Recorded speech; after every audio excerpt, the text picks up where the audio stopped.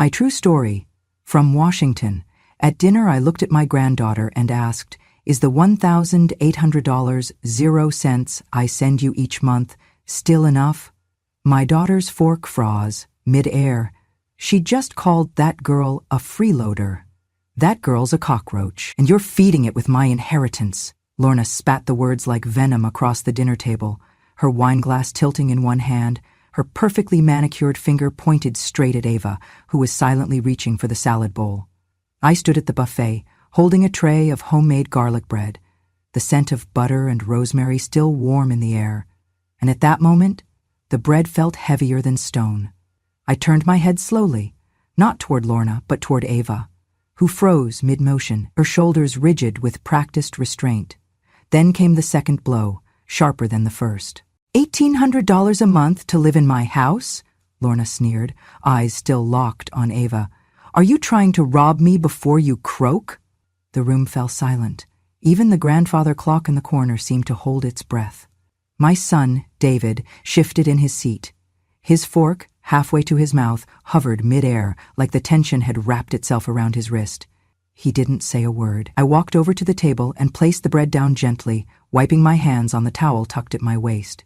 Then, with every eye now turned toward me, I looked at Ava and asked, in the calmest voice I could muster, Sweetheart, is the $1,800.00 I send you each month still covering your tuition and rent?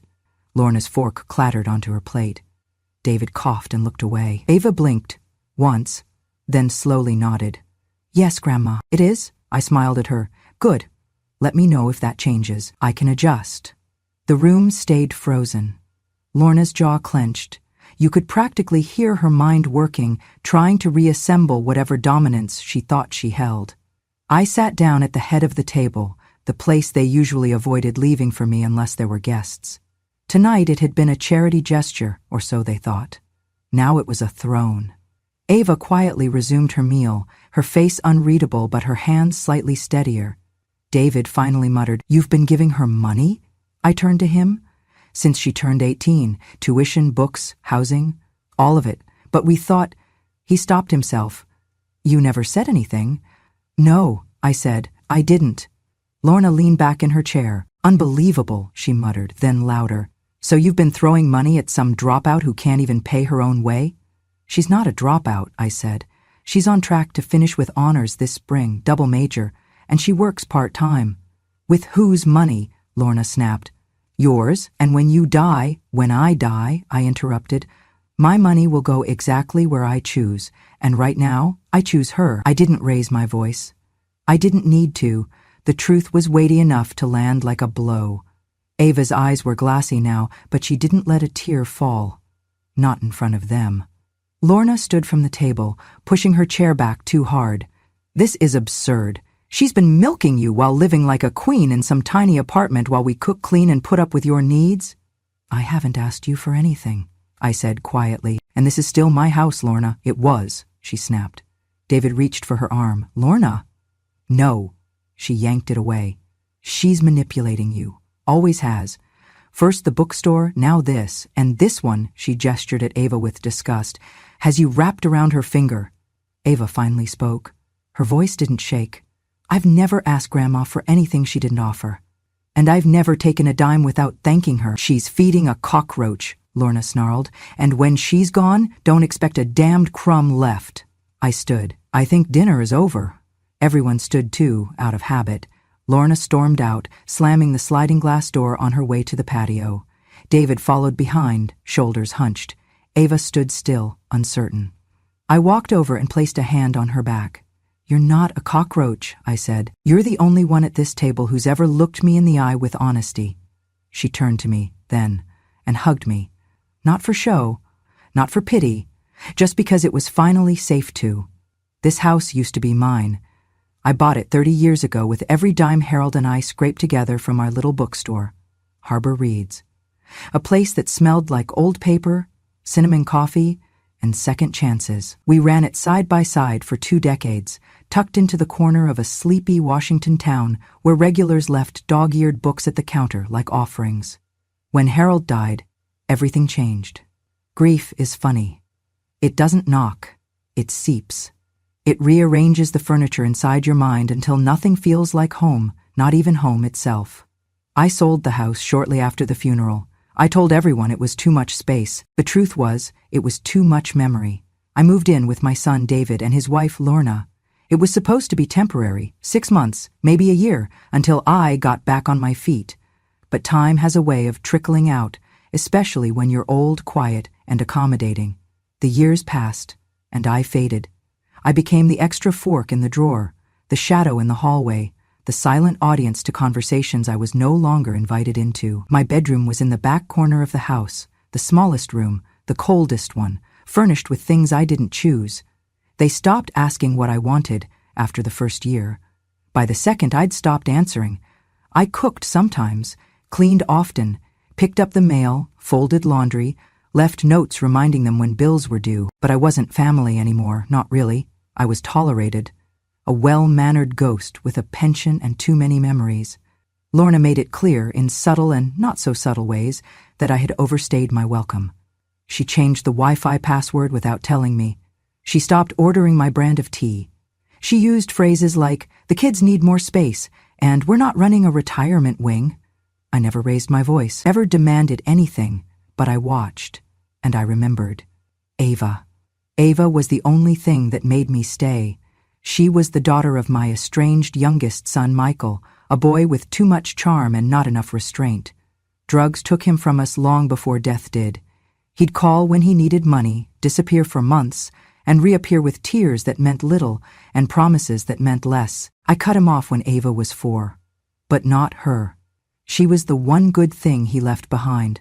Her mother couldn't raise her, illness, instability, maybe both, so Ava ended up in foster care, and then, somehow, at age 15, she found me. Showed up at the bookstore one day, holding a crumpled library receipt with my name and phone number scribbled in red ink. "Are you Megan?" she asked. I nodded. "I think I'm your granddaughter." I took her in without hesitation. For 3 years she lived with me, in a small rental, helped me close the store each night, and read more books than any teenager I'd ever met. When she got her scholarship to university, she cried. Not because she didn't want to leave, but because she didn't know if she could do it alone. So I made a promise. I would send her $1,800 0 cents a month. Quietly. No one would know. She would focus on school, I would handle the rest. It wasn't charity. It was justice. I moved in with David and Lorna shortly after Ava started school. I told them I was downsizing, told them I sold the store and wanted to simplify. They believed me. They didn't know I kept a separate account, didn't know I had investments, didn't know I was far from broke. Because if they did, especially Lorna, they would have found a way to take it. Lorna had a sharp tongue and sharper eyes. She smelled vulnerability like blood. I saw the way she looked at Ava when she thought no one was watching, like a stain on an otherwise clean carpet. That's why I never told her about the money.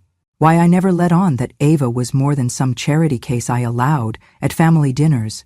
Because I knew if I gave Lorna power over that truth, she'd use it as a weapon. So I fed Ava quietly, watched her grow, watched her rise, and on the night Lorna called her a cockroach, I realized something.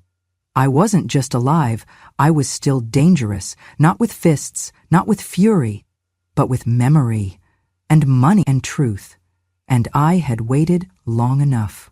It happened on a Saturday. The kitchen was full of noise, wine glasses clinking, heels tapping on tile, the low hum of gossip and fake laughter floating above charcuterie boards.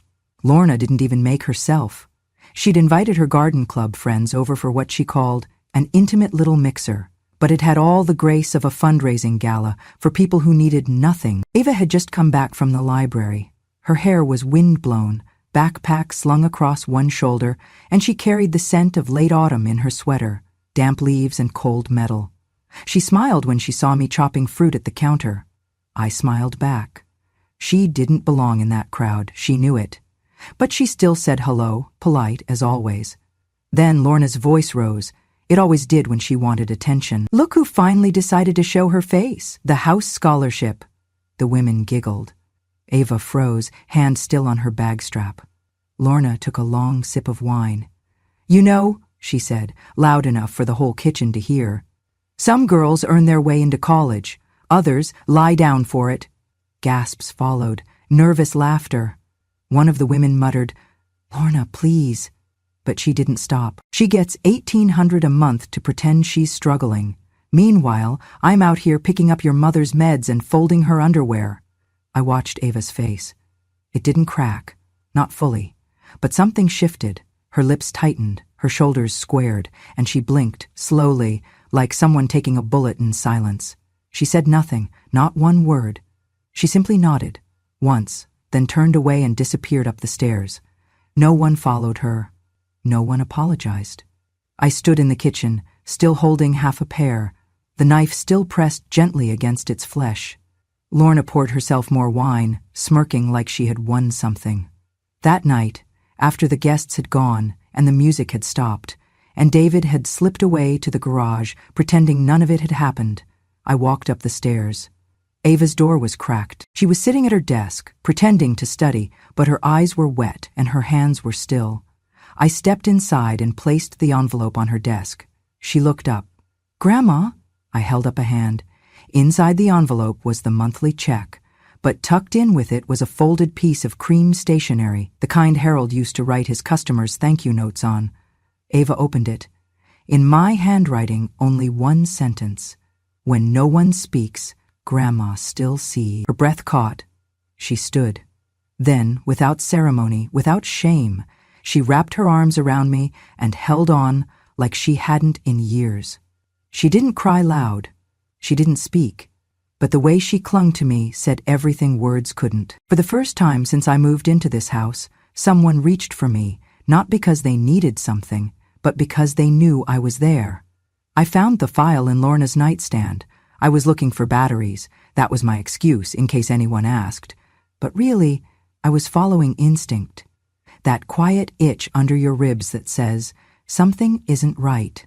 The folder was labeled Conservatorship Prep Drafts. Inside, printed documents with my name at the top, medical forms, power of attorney templates, a checklist titled Next Steps for Legal Control, and one note scribbled in Lorna's handwriting.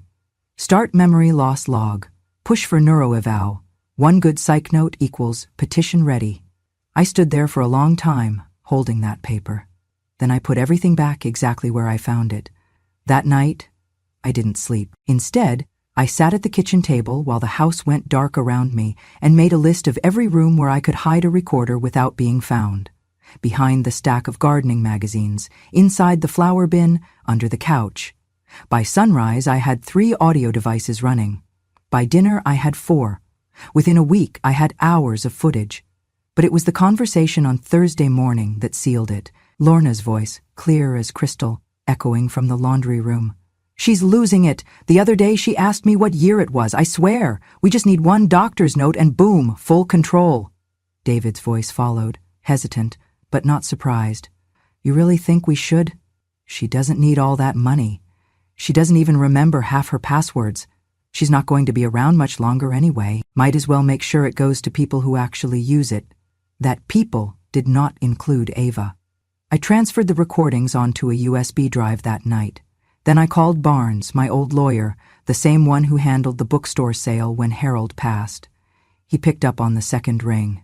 "Megan," he said, "you always did call with trouble in your voice." I explained everything.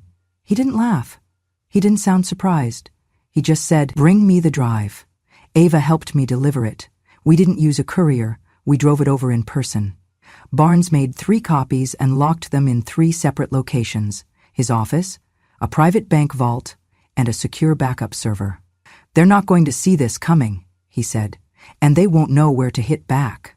Back at the house, Ava helped me hide the original USB. We placed it inside a plastic bag, tucked it into the bottom of the sugar jar, the same one no one touched because Lorna was off carbs and David used stevia.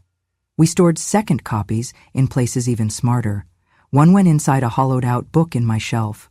One went to Ava's best friend who worked in campus security, and one we mailed to my old friend Ruth at the assisted living center, labeled only, "Hold if needed." "I don't want you to be scared," Ava told me. "I'm not scared," I said. "I'm remembering."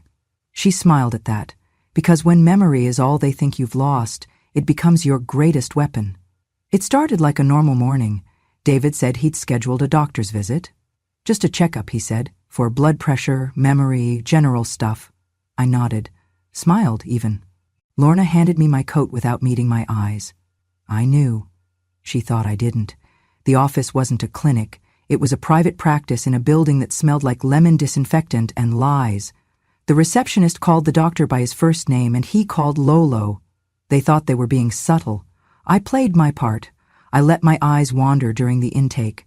Asked what year it was, twice, called the pen in my hand a toothbrush. I watched the psychiatrist scribble furiously in his little notebook. Lorna beamed with the glow of a predator sensing final victory. When he asked me to draw a clock, I drew a spiral. Just how I feel most days, I said. They ate it up. After the appointment, I was quiet, submissive. Just a tired old woman, grateful to be driven home. They thought I was unraveling, finally, legally. I smiled the whole way back.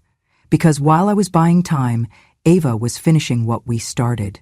The moment I was out of the house, she walked into Barnes's office with a folder of evidence.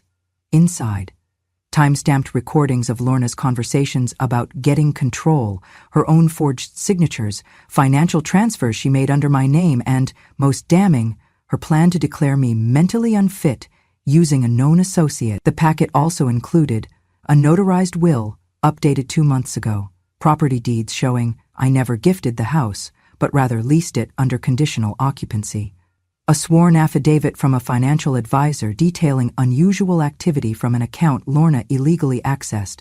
While I was acting confused, Ava was giving the sheriff's office and county probate court enough proof to initiate a full investigation. That afternoon, Barnes triggered the contingency clause in the house lease agreement, the one that stated, if any party attempts to alter the mental health status of the lessor without medical merit, the agreement is nullified and the property reverts to sole control of the lessor. Which meant, they no longer lived in my house, they just did not know it yet. When I returned home, Lorna greeted me with false sweetness. Everything's going okay, Megan? I blinked. What's my name again? She grinned. 2 hours later, a sheriff's deputy knocked on the door, with a notice. Lorna read it 3 times before her voice cracked. Evicted? I just sat in my chair, sipped my tea, and said, You should have checked the lease, dear. I may be old, but I do my homework. I called for a family meeting on a Sunday. David looked nervous. Lorna smirked, like she was walking into a comedy show where she was the headliner. Ava sat beside me, calm but alert, her hand resting lightly on the large envelope she'd brought with her. We met in the dining room. Same table where Lorna once called Ava a cockroach. Same place where my silence was taken for submission. Not today. Lorna leaned back in her chair. So, she said, swirling her wine, have we come to our senses, finally ready to hand things over, sign what needs signing, and rest easy? I didn't respond. I reached into my bag and pulled out a stack of papers, neatly clipped, tabbed, and printed on thick white stock. I slid them across the table. David reached first, but Lorna snatched them from his hands. What is this? She said. Transaction records, I answered, from my bank account. Dates, amounts, authorizations, all the withdrawals you made without my consent? She laughed, too loud. Are you seriously trying to accuse me of fraud, Megan? You're not well. You're confused. That was when Barnes stepped into the room. Good afternoon, he said. Ms. Lorna, Mr. David. Lorna's smile cracked. And who invited you? She hissed. I did, I said, and so did the sheriff's office. Right on cue, the deputy walked in, hat off, badge gleaming, clipboard in hand. Lorna stood. This is ridiculous. You can't just ambush people in their own— It's not your house, I interrupted. Calm, clear, it never was. Ava placed the USB on the table with a soft tap. I believe this holds your voice, she said to Lorna, planning to declare a woman mentally incompetent and describing exactly how you'd forge control of her estate. Lorna's face drained. Barnes opened a laptop and played the recording, Lorna's own voice echoing through the room. She's losing it. One psych note and we're in. Then we shift everything. House, pension, all of it. It's not like she'll even notice. David looked like he wanted to disappear into the wallpaper. I may be old, I said, folding my hands, but I'm not dead. and I'm definitely not deaf. Lorna's hands shook. She turned on David. You said she wouldn't fight back. You said she was fading. I never said that, he muttered. You stood by while I did everything. Still, he would not look at me. Lorna's voice broke into a high, raw screech. I did this for us. I reached into my pocket and pulled out the final item, a small brass key. I set it on the table between them. You have 48 hours to leave my house, I said. Your names have been removed from every document. The will, the trust, the deed, there's nothing left for you here. Lorna collapsed back into the chair, sobbing now, no longer in control. No one moved to comfort her. No one offered a hand. Because when a person builds their life on cruelty, the fall is theirs alone. I knew Lorna wouldn't go quietly. After being forced out of the house, with her accounts frozen, her reputation shattered, and her husband halfway into silence, she did what people like her always do, lash out. First came the email. Subject line, you think this is over? Message, you think you've won, old witch? Watch your back. I'm not done, not by a long shot. We forwarded it to the sheriff, of course. Barnes sent it to the district attorney, but Lorna had always been clever about crossing the line without leaving fingerprints. Until she wasn't. It was a rainy Thursday evening. Ava and I had just locked up the bookstore. Our little shop, Quiet Justice, had become a town favorite. We walked the familiar route home, umbrellas up, boots splashing through puddles, our breaths fogging in the chill. We were crossing Elm Street when the headlights came. Fast, too fast, no brake lights, no hesitation. Just a black SUV barreling toward us with the fury of someone who'd already decided they had nothing left to lose. I didn't think so. I grabbed Ava by the arm and pulled hard, both of us diving toward the sidewalk. The tires screeched, hydroplaned, and in a blink, the SUV slammed into a telephone pole, tipped onto its side, and crumpled against the asphalt. The horn screamed. So did Ava. I stood up, legs shaking, heart hammering like thunder in my ears. People ran toward us. Someone called 911. I walked, limped, to the overturned car, and there she was. Lorna. Her eyes were open, but she wasn't there. Blood on her temple, hands slack against the wheel, airbags deployed, a faint trail of smoke curling from the engine. The ambulance arrived within minutes. Ava clung to my coat, shivering. The doctors later told us she survived. Barely. Trauma to the skull, fractured spine, severe brain damage. The diagnosis was clinical, detached. She will never walk, talk, or recognize anyone again. A sentence more final than death. Ava didn't speak for the rest of the night. She just sat beside me in the living room, curled up in a blanket, her eyes distant. The next morning, David showed up at the hospital. He didn't ask how she was. He didn't ask what happened. He just stared at his wife, the shell of the woman he'd allowed to destroy so much, then turned to me. I don't deserve to call you Mom, he said. I let her poison everything. I said nothing. He looked down once more at Lorna, then back at me. His face was hollow. I'm leaving, he whispered. Don't try to find me. Don't leave a forwarding address. It's better that way. And then he was gone. Just like that. No goodbye to Ava. No apology worth keeping. Only silence, the kind that comes after a storm tears through a place and leaves nothing standing. But Ava and I were still standing, together. A year passed. The bookstore, Quiet Justice, blossomed into more than just a shop. It became a refuge, a place where silence was honored and stories found their voice. Locals came in for paperbacks and left with something heavier off their shoulders. Some cried over coffee. Others left notes tucked in the back covers of mystery novels, confessions, apologies, beginnings. We kept a wooden box on the front table, labeled, "Say What No One Let You Say." Every Friday, Ava and I would open it. Some messages were a single sentence. He never said sorry. I wanted to leave, but I stayed. She wasn't lying. I just couldn't help her. We didn't respond. We didn't need to. The very act of writing was its own kind of justice. Ava ran the front. I managed the tea corner, and together, we rebuilt a world that had once tried to unmake us. She graduated with honors that spring. Barnes attended the ceremony, beaming like a proud uncle in a suit he clearly only wore for court and weddings. At the reception, he pulled me aside and said, "That girl's going to change lives."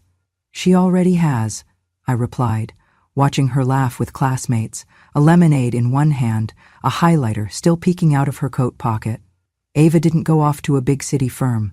She didn't chase skyscrapers or corner offices. She stayed. She joined Barnes's practice as a junior associate, specializing in elder advocacy and guardianship fraud, the exact place she once feared her life would be taken.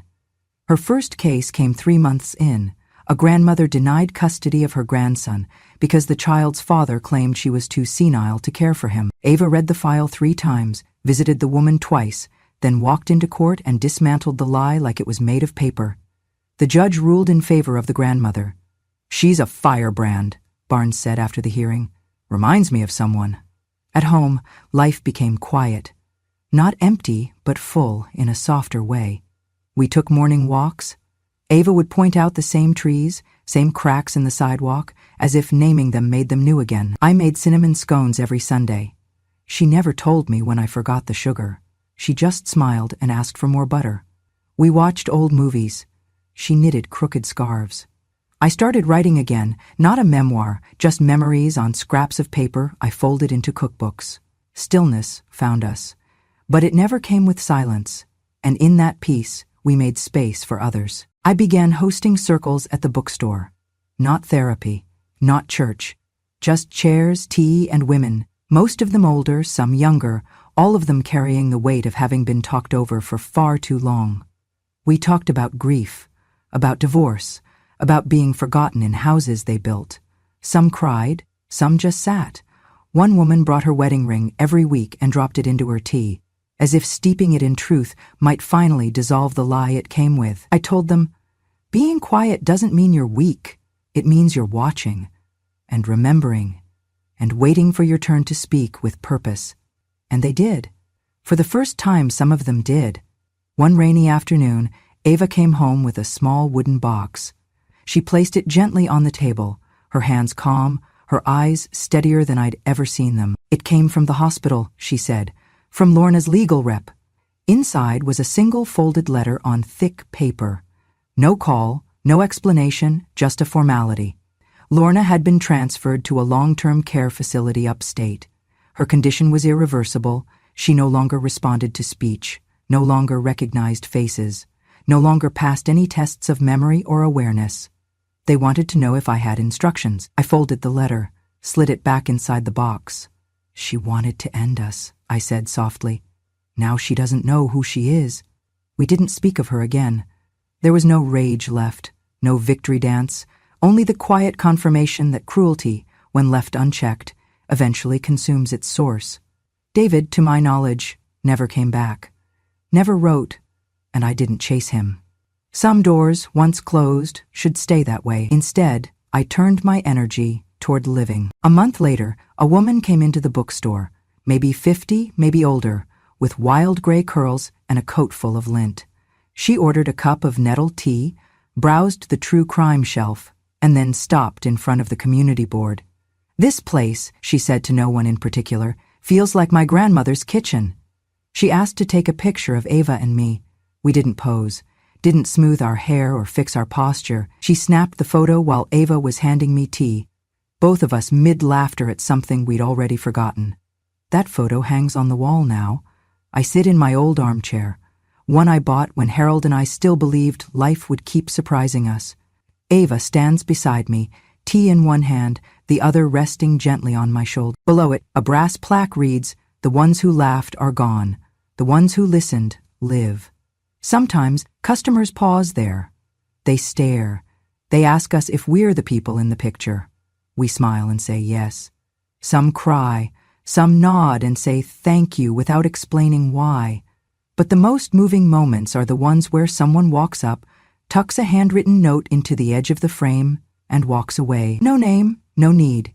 Just a small echo of truth finally let out into the air. Ava read one once. It said, "My daughter doesn't call, but I saw the way you looked at yours." And it helped. That's what quiet justice became. Not just a place of peace, but a place where the unsaid became unburdened, where people were heard, not with noise, but with presence. Ava is still fighting. She won her 10th case last week, this time helping a nurse get her father out of a corrupt conservatorship. She came home, dropped her bag on the floor, and just said, "He's free." Then we ate cake with our hands. That night, she tucked a blanket around me and said, "You know, everything I'm doing now, it started the moment you asked me if the money was enough." I looked at her. "It was never about the money," I said. "It was about someone finally asking." She kissed my forehead, and I knew, whatever time I had left, it was enough. I still knit, still bake, still forget where I put my glasses, but I remember the important things. And I listen, because in the end, the world won't remember who shouted loudest. It will remember who listened, and what we did with what we heard. The day Ava got married, I sat in the front row, not because of my age, but because she asked me to. "You're not just my guest of honor," she said. "You're the reason I'm standing here." It was a spring afternoon, warm with that kind of breeze that feels like someone pressing a cool hand to your cheek. The ceremony was held in the garden behind the bookstore, the same place where we used to sit for tea and discuss the price of muffins and the politics of mothers-in-law. Now the trellis was strung with white lights, the chairs were arranged in a circle, and Ava, my Ava, walked barefoot down the center in a pale blue dress that swayed like she was made of water. She had become a woman before my eyes, and not just a woman, a builder, a protector, a flame that could warm or scorch depending on what the world deserved. Her husband Noah was kind, steady, a public school teacher who wore glasses too big for his face and had once asked me, in a whisper, what kind of tea calms nerves, before proposing. "I want to do it right," he said. "I want her to feel safe." "Then you already are," I told him. Their vows were simple, no theatrics, no performative poetry, just truths about struggle, healing, and how some people come into your life not to complete you, but to remind you that you were whole all along. "I don't need a perfect future," Ava said that day, "just a safe one, and someone who listens." I cried. Not the quiet tears I'd grown good at hiding, but real ones, the kind that feel like a release.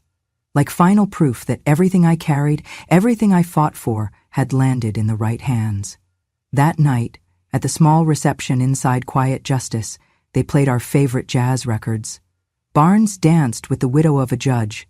Ruth, my old friend from the care home, brought cookies she called emotional support shortbread. We laughed until our cheeks hurt. Later, as the guests filtered out, Ava pulled me aside. "I want to show you something."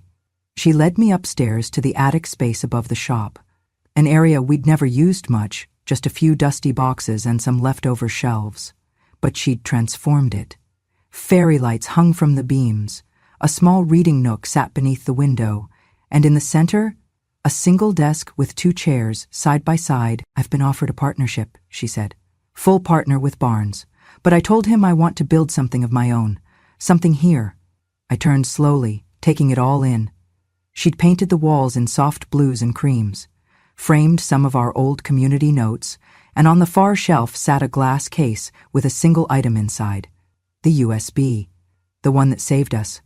"I want this to be the office for the new foundation," she said, "to help people who were silenced, women, seniors, kids like I used to be. We're calling it the Listening Fund." I laughed, then wept. She sat beside me on the bench, resting her head on my shoulder. "I never said thank you," she whispered. "You don't have to," I said. But she looked at me, serious. "No, I do. Because when they laughed at me, when they tried to erase you, you chose to listen. And that's why I have this life now. For the first time in decades, I didn't feel like someone's afterthought. I felt like legacy." The next morning, she and Noah left for their honeymoon. Nothing fancy, just a road trip down the coast, stopping in every small-town bookstore they could find. Before she left, she handed me a sealed envelope. "Open it when you miss me," she said with a grin. Of course, I opened it the moment the car left the driveway. Inside was a photo, not from her wedding, but from a year prior. The one the customer took. Me in my favorite chair. Ava, handing me tea. Both of us laughing. But this copy had a new caption beneath it, handwritten in Ava's careful cursive. "Because you listened, I lived. Now I listen so others can live too." It hangs now beside the original brass plaque. The shop is quieter these days, but never empty. New people come in, and somehow they know. They always know. They ask about the girl in the photo. I tell them she's my granddaughter. She's off changing the world, I say. But this is where it started. And when they ask what quiet justice means, I smile and answer. It means we remember. It means we wait. And when the time comes, we speak, not to be loud, but to be heard. Thank you for staying with me through the end of this story. They called her a cockroach. They tried to erase me, slowly, silently, like dust swept into the corners of a house they thought they owned. But they forgot something. I may have been quiet, but I was watching, and when the time came, I remembered everything. If you've ever been dismissed, underestimated, or silenced, know this. It's never too late to be heard. Justice doesn't always come loudly. Sometimes it comes with a cup of tea and a signed eviction notice. If stories like this speak to your heart, I invite you to stay a while. There are more truths to be told. Subscribe to Grandma True Stories, where silence ends and wisdom begins.